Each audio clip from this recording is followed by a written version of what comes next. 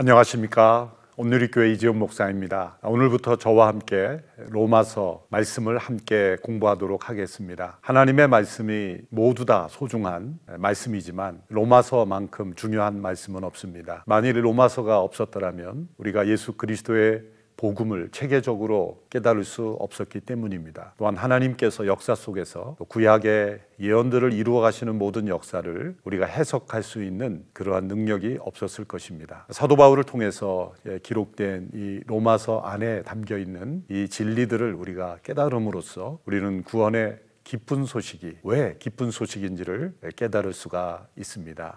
무엇보다도 이 로마서 자체, 하나님의 말씀 자체를 우리가 읽는 것이 매우 중요합니다. 제가 드리는 어떤 설명보다도 또 어떤 신학자의 해석보다도 우리 성도들 각자가 이 로마서를 스스로 읽어가면서 깨닫는 것이 매우 중요합니다. 로마서는 어려운 책인 것처럼 보이지만 그렇지 않습니다. 우리 성도들이 로마서를 순서 그대로 읽어가는 중에 하나님께서 그 깨닫게 하시는 분명한 복음의 진리가 있기 때문입니다.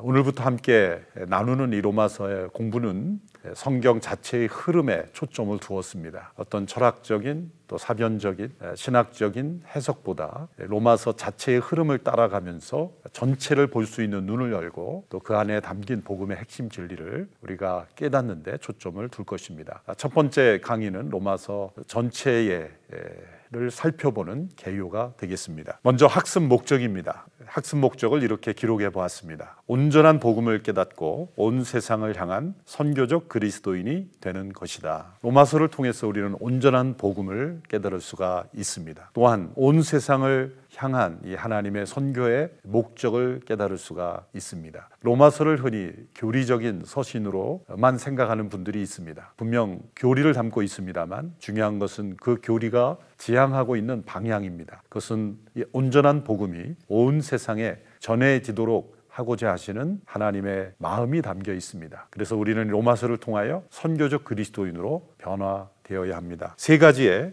세부 목적을 정리해 보았습니다. 첫 번째는 로마서에 담긴 이 진리의 틀, 또 이 복음의 구성 요소들을 깨닫는 것이 매우 중요합니다. 이 복음의 구성 요소가 분명히 있습니다. 하나님께서 역사 속에서 행하실 때 그 복음을 우리에게 주실 때 무엇이 복음이냐고 할 때 설명할 수 있는 그 진리의 틀이 분명히 있습니다. 그것이 가장 잘 나타난 것이 로마서이기 때문입니다. 또한 두 번째로 복음을 위해서 이 사도로 부르심을 받은 그 사도 바울의 그 순종, 그 헌신한 사도 바울의 선교적 삶을 우리는 반드시 배워야 하는 것입니다. 사도 바울이 이 하나님의 복음의 사도로서 부르심을 받고 순종하고 헌신한 그 마음과 삶이 없었다면 사도 바울은 이 복음을 깨달을 수가 없었을 것입니다. 우리는 진리를 깨달을 때 내가 먼저 머리로 깨달아야 살 수 있다고 말합니다. 그러나 사실 정반대인 경우가 많습니다. 하나님의 마음을 품고 순종하고자 하는 자에게 하나님의 진리가 깨달아지는 법입니다. 세 번째 목적은 오늘 이 시대의 이 다문화 시대에 온 세상을 향한 선교적 비전을 회복하는 것입니다. 이제 잠시 후에 살펴보겠지만 사도 바울은 다문화 시대에 살고 있었습니다. 특별히 로마 사회는 다문화 사회였습니다. 거기에는 그리스 사람, 유대 사람, 또 다양한 인종의 사람들이 몰려 살고 있는 그 다문화 시대, 또 종교 다원주의 사회를 향하여 복음을 전하고 있었던 것입니다. 그래서 이 선교적 비전을 회복하는 것, 그래서 온전한 복음을 깨닫고 온 세상을 향한 선교적 그리스도인이 되는 것, 이것이 로마서를 공부하는 목적이 되겠습니다. 먼저 기록 목적과 배경을 살펴보겠습니다. 첫 번째 기록 목적은 사도 바울이 모든 이들에게 빚진 마음으로 특별히 로마에 있는 이들에게도 복음을 전하기 원하였기 때문입니다. 로마서 1장 13절에서 15절의 말씀을 보시겠습니다. 형제들아, 내가 여러 번 너희에게 가고자 한 것을 너희가 모르기를 원하지 아니하노니 이는 너희 중에서도 다른 이방인 중에서와 같이 열매를 맺게 하려 함이로되 지금까지 길이 막혔도다. 이 13절 말씀에 여러 번 너희에게 가고자 하였다라고 설명하고 지금까지 길이 막혔다, 갈 수 없었다는 거죠. 그래서 사도 바울은 지금 한 번도 가보지 않은, 가고자 하였지만 갈 수 없었던 로마에 있는 성도들에게 이 편지를 쓰고 있는 것입니다. 가고자 한 이유는 무엇입니까? 내가 빚진 자이기 때문이다. 헬라인이나 야만인이나 지대에 있는 자나 어리석은 자에게, 이것은 로마라는 도시에 있었던 다양한 사람들, 다문화 사람들, 다양한 계층의 사람들을 설명하는 표현이라고 볼 수 있습니다. 빚진 마음 때문에 나는 로마에 있는 너희에게도 복음을 전하기를 원한다라는 것입니다. 사도 바울이 가졌던 그 복음의 빚진 자의 마음으로 로마에 있는 이들에게 복음을 전하고 싶었던 것입니다. 두 번째 기록 목적은 로마의 그리스도인들이 이제 사도 바울이 스페인에서 복음을 전할 그런 사역의 계획을 가지고 있었는데, 사도 바울은 이 로마를 선교 기지로 삼아서 장차 스페인 선교의 선교 기지로 만들고 싶었던 것입니다. 그만큼 이 로마라는 도시가 가능성을 품고 있었고, 또 로마가 복음화됨으로써 로마가 선교 기지가 되는 선교적 꿈을 사도 바울이 꾸고 있었던 것이죠. 이것이 로마서 15장 22절에서 29절에 이렇게 나와 있습니다. 그러므로 또한 내가 너희에게 가려 하던 것이 여러 번 막혔더니, 자 1장에서 나온 그 여러 번 가고자 하지만 막혔다는 것을 또 반복하고 있습니다. 이제는 이 지방에 일할 곳이 없고 또 여러 해 전부터 언제든지 서바나로 갈 때 너희에게 가기를 바라고 있었으니, 자 이 서바나 이것이 오늘의 스페인이죠. 이는 지나가는 길에 너희를 보고 먼저 너희와 사귐으로 얼마간 기쁨을 가진 후에 너희가 그리로 보내주기를 바람이라. 그래서 이 로마 교회 성도들이 사도 바울을 서바나로, 오늘의 스페인으로 파송해주고 후원해주고 선교 기지 역할을 해주기를 바랬던 것입니다. 그러나 이제 사도 바울은 먼저 예루살렘의 가난한 성도들을 돕는 구제의 사역을 위해서 지금 어쩔 수 없이 예루살렘으로 가지만, 장차 로마에 있는 성도들을 방문하고 함께 교제를 나누고, 그리고 사도 바울을 서바나로, 스페인으로 사역자로 파송해 주기를 바랐던 것입니다. 이는 마게도니아와 아가야 사람들이 예루살렘 성도 중 가난한 자들을 위하여 기쁘게 얼마를 연보하였습니다. 이 마게도니아 아가야 사람들, 빌립보 교회 성도들을 일컫는 것입니다. 그 헌금을 가지고 예루살렘 성도들에게 구제를 하기 위해서 이제 사도 바울은 1차적으로 떠났던 것입니다. 그래서 이 모든 일을 다 확증한 후에 너희에게 들렸다가, 이 너희가 로마에 있는 성도들이죠, 서바나로 가리라.